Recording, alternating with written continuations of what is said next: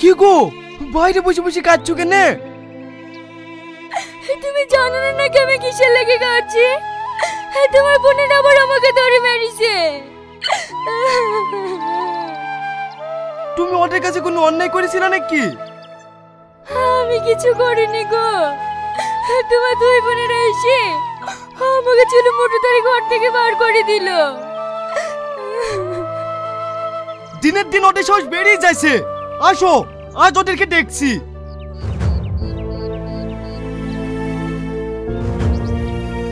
আব্বা, আব্বা, তোমার মেয়েরা শ্রাবণীকে মেরে বের করে দিয়েছে, আর তোমার মেয়েটাকে কিছু বলোনি? কি বলবো বল, আমি এত করে ব্যাঘাত করবো, বৌমাকে মারো না মারো না, তাও আমার কোনো কথা শুনলো না।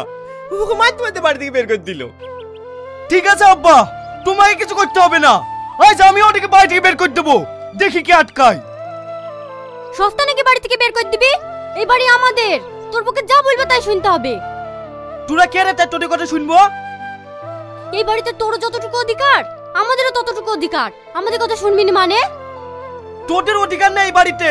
আব্বা সব জমি জায়গা বিক্রি করি তুই 3-4 বার বিয়ে দিতে, তাদের সংসার জ্বালি, এখন আবার আমাদের সংসার জ্বালাইতে এসছি।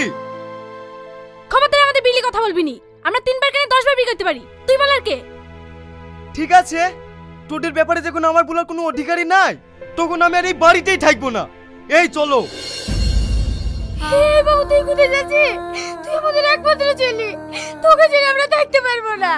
তুই আমাদের কলকালি করে যাসি মতো যাসি।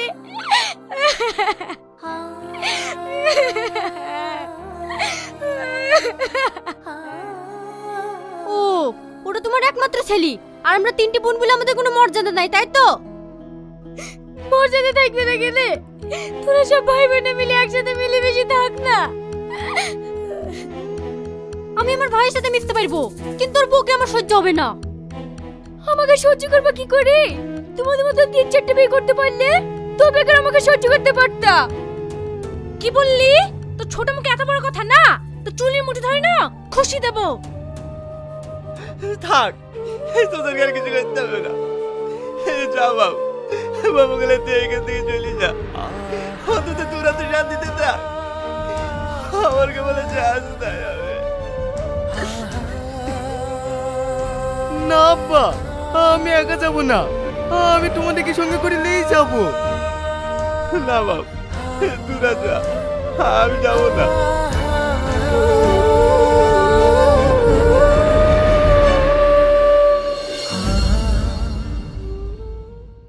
কিরে রোহন, কি করছিস? এই তো বসে বসে ফোন ঘাটছি। ফালতু ফোন ঘেটে সময় নষ্ট না করে বিনোমো তো ট্রেডিংও তো করতে পারিস। বিনোমো?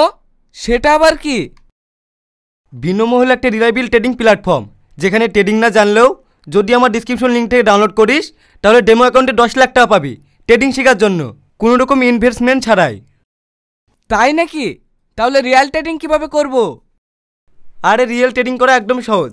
এই দেখ, প্রথমে ডেমো অ্যাকাউন্টে প্র্যাকটিস করার পর ডেমো অ্যাকাউন্ট থেকে রিয়েল অ্যাকাউন্টে আসলাম। এবার এখানে প্রেডিক্ট করতে হবে গাপ উপরে যাবে না নিচে। আমার মনে হচ্ছে গাপ উপরে যাবে, তাই অ্যাপে ক্লিক করলাম। 5 সেকেন্ড অপেক্ষা করব। এই দেখ, আমার প্রফিট হলো। 5 সেকেন্ডে আমি 7,200 টাকা ইনকাম করলাম, দেখলি? হ্যাঁ, সে নাই বুঝলাম, কিন্তু টাকা ডিপোজিট আর উইথড্রল কিভাবে করব? এখানে তুই ফোনপে, পেটিএম বা গুগল পে, ইউপিআইয়ের মাধ্যমে ইনস্ট্যান্ট ডিপোজিট ও উইথড্রল করতে পারবি। আমার মতন অনেকেই আছে যারা বিনোমোতে ট্রেডিং করে ইনকাম করছে। তাহলে বন্ধুরা আর দেরি কিসের, এক্ষুনি বিনোমো ডাউনলোড করুন আর ইনকাম করা শুরু করুন। লিঙ্ক ডিসক্রিপশন ও কমেন্টে পিন করা আছে।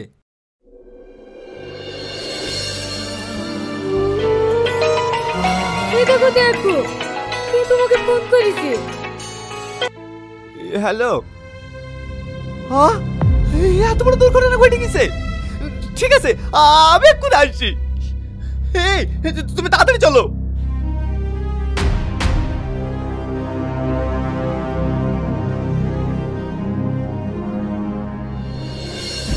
এই দেখো, মহারানীর বাপ চলে এসেছে। মেয়েকে জন্ম দেওয়ার বেলায় আছে, শিক্ষা দেওয়ার বেলায় নেই।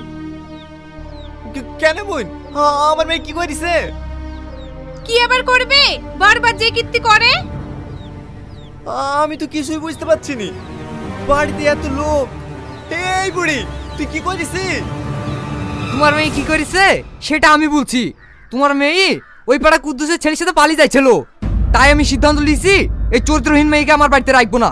তাই তোমার মেয়ে তুমি নিয়ে যাও। ভাই তোমার হাত ধরে বলছি, তুমি এরকম কথা বললো না। তুমি তো সবই জানো, আমার দুটো মেয়ে বাড়িতে আছে। আবার যদি এই মেয়েটি চলে যায় তাহলে ওই সমাজের কাছে মুখ দেওয়া কি করি? দেখো ভাই, আমি তোমার কথা সবই বুঝতে পারছি, কিন্তু তোমার এই কুলাঙ্গার মেয়েকে যদি আমার বাড়িতে রাখি তাহলে আমি সমাজে মুগ্ধ হবো কি করি? তুমিই বলো, একটা জিনিস কতবার মেনে লিয়া যায়? হ্যাঁ ভাই, আমি জানি আমার মেয়ে ভুল করেছে। আমি তোর পা ধরছি ভাই, এই বিয়ের মধ্যে আমার মেয়েকে ক্ষমা করে দাও। ও আর কখনো এরকম কাজ করবে না। আব্বা, ওর কেন পা ধরছো? যে তো পাগল ছাগল ছেলি, ওর ভাত খেলি বাকি না খেলি বাকি। বৌমা, আমার ছেলে সত্যিই পাগল, তার জন্য তো তোমার মতো চরিত্রহীন মেয়ের সাথে সংসার করছে। অন্য ছেলেদের মতো হলে না তোমার কবে এই বাড়ি থেকে ঘাট ধাক্কা দিয়ে বের করে দিত। আপনার ছেলে ভালো হলে না আমি অন্য ছেলের সাথে পালাতুকো না।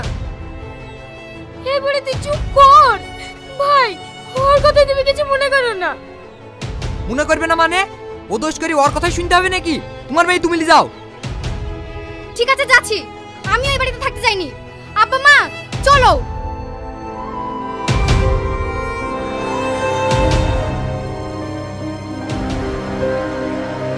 এই মমিন জানিস তোর নিচে তো ছোট মেয়েটা আবার ব্যাক এসছে। তুই সত্যি বলছিস? হ্যাঁ রে, আমি সত্যি কথাই বলছি। ওই তোর নিচে আসছে, জিজ্ঞেস কর না। চাচা আসেন আসেন, একটু হাঁপলে যান। তাই বাপ, যে গরম পড়ছে মাঠে কাজ করা মুশকিল। চাচা, পাড়ায় সব বুলা খাওয়া করছিল, আপনার ছোট মেয়ে বলে ঘুরে আসছে। হ্যাঁ বাপ, ছোট মেয়েটা ঘুরে এসছে। চাচার ভাগ্যটাই খারাপ। ভাগ্য খারাপ হবে কেনে? একাডেমির 3-4 ভাগের বিয়ে দিছে, চাচার এলাকায় সব কুটুম হয়ে গেছে। এই ছোড়ারা, এবার একটু ল্যাট মারছি কেন? যাও ভাই, বাড়ি যাও। এখনকার তো ছেলেপিলি যা হয়েছে না, বড় মানুষকে কেউ সম্মান করতে পারে নাকি? ওদের কোনো দোষ নাই ভাই, সব দোষ আমার কপালে। ভাই দুঃখ করে না, মেয়েগুলোকে বাড়িতে রেখে দেওয়া তো যাবে না, মেয়েগুলোকে বিদায়ের ব্যবস্থা করতে তো হবে। হ্যাঁ ভাই, কালকে বিয়ের মানুষ আসার কথা আছে, দেখি কি হয়। অত চিন্তা করো না ভাই, সব ঠিক হয়ে যাবে। বেলা হয়ে গেছে, বাড়ি যাও।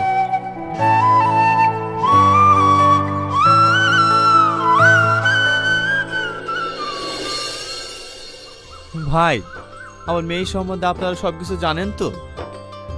হ্যাঁ ভাই, আমরা জেনে শুনে এসেছি। সত্যি ভাই, আপনারা সবকিছু জানার সত্ত্বেও যে আমার মেয়ের সাথে আপনার ছেলের বিয়ে দিতে চাইছেন, তার জন্য আপনার কাছে আমি সারা জীবন কৃতজ্ঞ থাকবো। কি হলো মা, দাঁড়িয়ে থাকলি যে? বসো মা, বসো। বলছি মা, তোমার প্রথম বিয়েটা কোথায় হয়েছিল? ও জেনে আপনার লাভ কি? এই বড় চুপ কর, যা বলছি তার উত্তর দিবি। আমি বলছি ভাই, এই হরিণ ঘাটায়। বলছি মা, দ্বিতীয় বিয়েটা কোথায় হয়েছিল?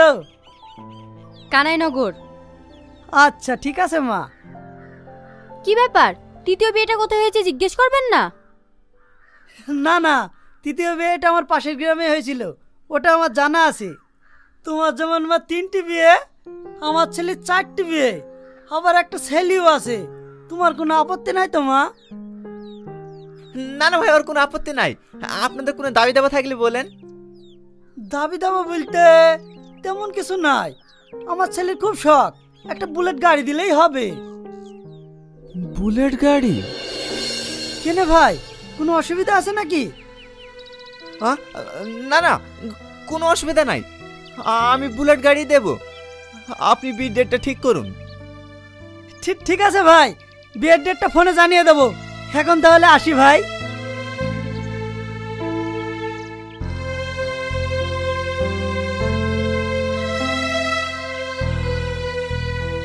ওগো, বুলেট গাড়ি তো দেবো বললা, তুমি অত টাকা পাবো কোথায়? ওয়ালে তোমাকে টেনশন করতে হবে না, ও ঠিক ব্যবস্থা হয়ে যাবে। কি করে ঠিক হবে? তোমার মেয়েদের সব ডাবল বিল থেকে জমি জায়গা সব শেষ হয়ে গেছে, এখন আবার কি বেচবা?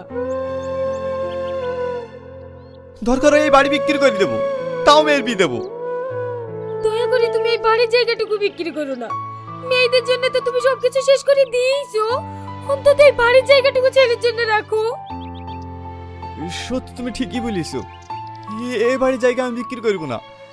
এই বাড়ির জায়গা আমার ছেলের জন্য রেখে দেবো। আমাকে অন্য কোনো ব্যবস্থা করতে হবে।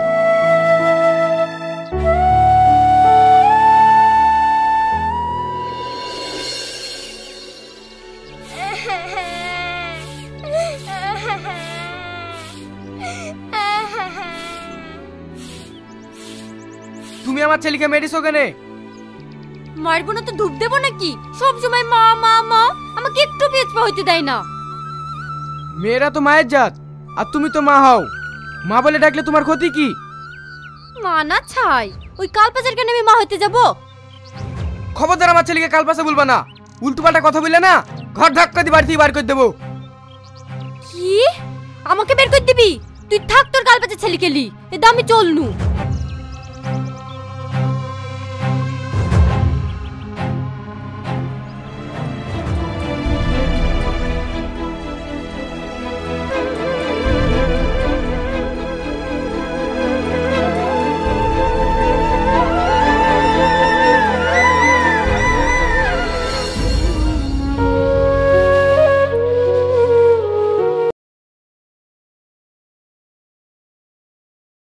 To support this channel, we ask everyone to like and subscribe. Return of the Anunnaki. The Rapture. The countdown had begun. Across the vast expanse of the cosmos, the ancient planet Nibiru glowed ominously, its celestial body pulsating with an eerie otherworldly energy. From its surface, the Anunnaki, a technologically advanced species rumored in Earth's most ancient myths, prepared their final maneuver. On this day, they unleashed their plan, releasing 1,000 points of light into the black void of space. These were not ordinary lights. They were the 1,000 largest spaceships humanity, or any other civilization, had ever conceived. Each ship, an engineering marvel, was a city unto itself, bristling with technology far beyond the comprehension of Earth's brightest minds. The fleet moved with precision, an organized cascade of glowing monoliths surrounding Earth. From space, the view was both mesmerizing and terrifying. The shimmering armada seemed to choke the night sky, their sheer size blocking out the stars. Earth's people watched in awe and dread as the celestial fleet positioned itself, a living halo of doom. When the ships reached their positions, the air was heavy with an unnatural stillness. And then, without warning, the assault began. Each ship launched a massive laser beam, a concentrated shaft of energy that cut through the Earth's atmosphere as though it were paper.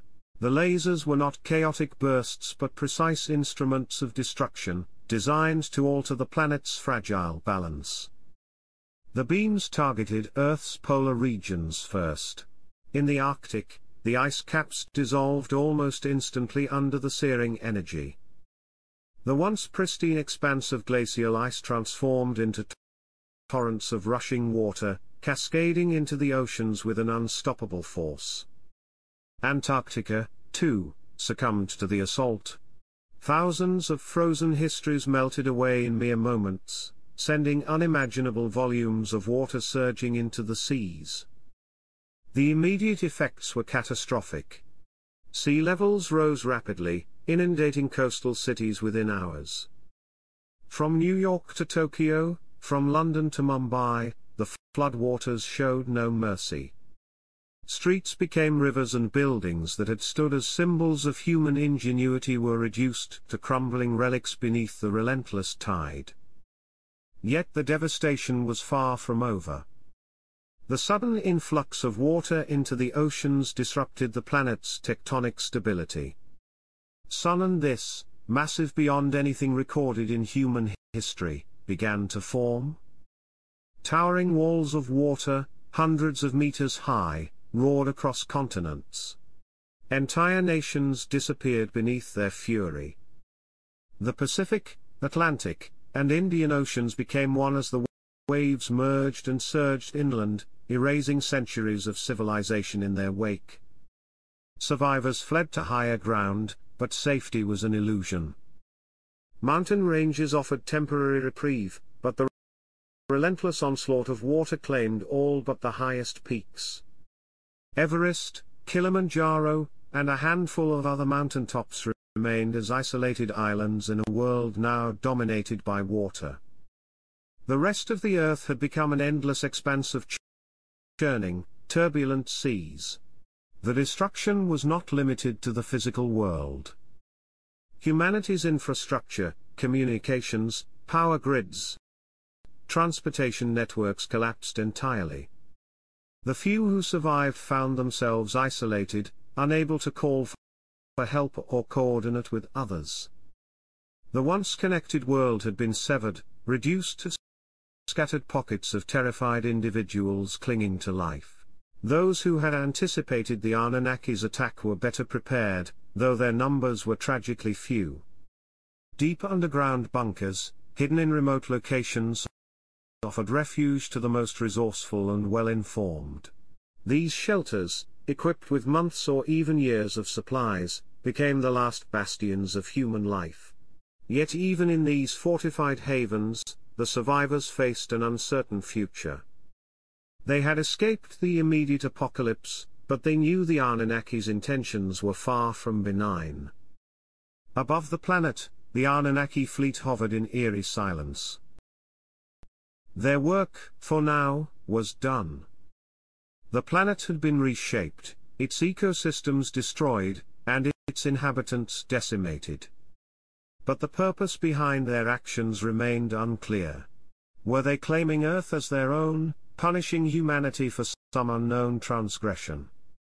Or was this merely the first phase of a larger plan? Meanwhile, the survivors in the bunkers struggled to adapt to their new reality. Life underground was harsh and claustrophobic, a stark contrast to the open world they had lost. Supplies were rationed, and tensions ran high as people grappled with grief, fear, and the uncertainty of their future. Yet, amidst the despair, a fragile hope began to emerge. Scientists, engineers, and leaders among the survivors started to devise plans, pooling their knowledge and resources. If humanity were to endure, it would require unity, ingenuity, and unwavering determination. The countdown had ended, but a new countdown had begun. The Anunnakis' 1,000 points of light had brought darkness to Earth, but humanity's spirit, though battered and bruised, refused to be extinguished. The battle for Earth's future was far from over. The 1,000 spaceships released a vibration so profound that it resonated across the Earth's surface, disrupting its natural frequencies. These vibrations, created by the massive beams of light emanating from each warship, pulsed with an intensity that seemed to ripple through the very fabric of reality.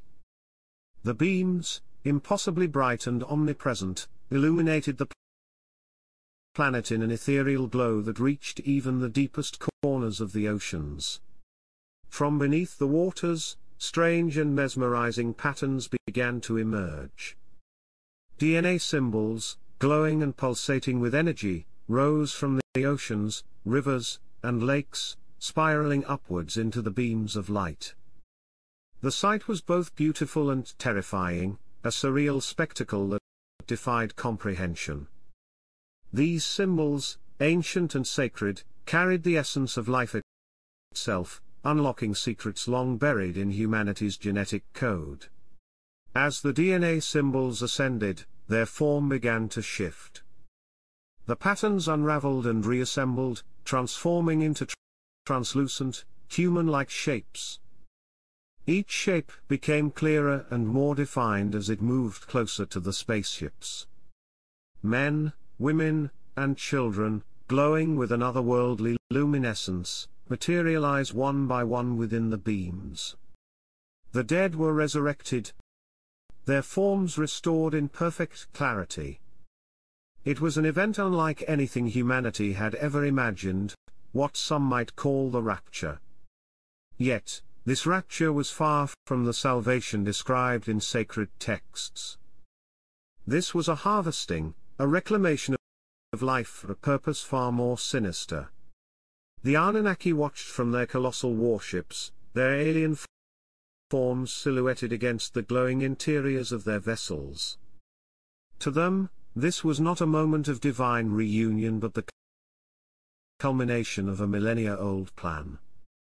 Every human who had ever walked the earth, from the first ancestors who roamed the plains to those who perished in the apocalyptic flood, was being brought back. Their DNA, preserved in the planet's water and air, was now being used to reconstruct their physical forms, pulling them from the grasp